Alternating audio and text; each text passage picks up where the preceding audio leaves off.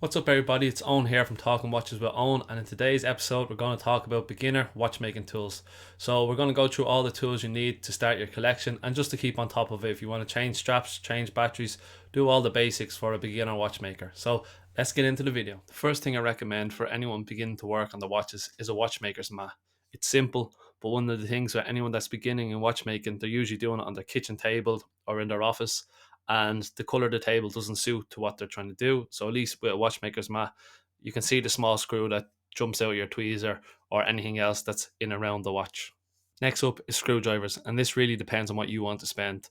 Like watches themselves, there's a lot at the cheap end, but then you have to pay the money to get the high end. So if this is something you plan on doing for a long time, it's probably best off investing in a higher end set now, but if not, any small set will do you. A staple of any watchmaker's kit, if you're working on $20,000 watches or $10 watches, you need to have good tweezers.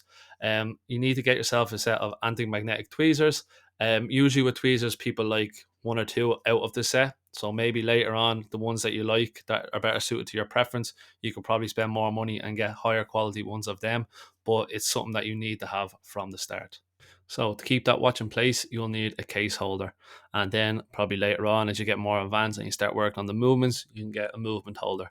But a case holder is just a great way to keep the watch in the same position so you're not holding it and you have your two hands free to work on it. So it's something that's worth getting, and it's only a couple of dollars on eBay. Now let's get on to the bracelets. Next up, we have a watch link remover set.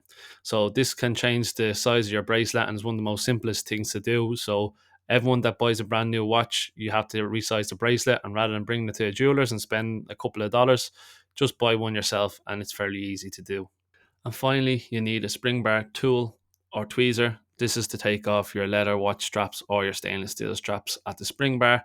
And the Springbar Tweezer probably costs a little bit more, but it's worth the investment as it just saves all that messing around. Thank you for watching this short video. If there's anything else you'd like to know of how to change straps, change batteries, please put the comments below. And please subscribe and like this video as it really helps get us out there. So thank you again and enjoy the rest of your week.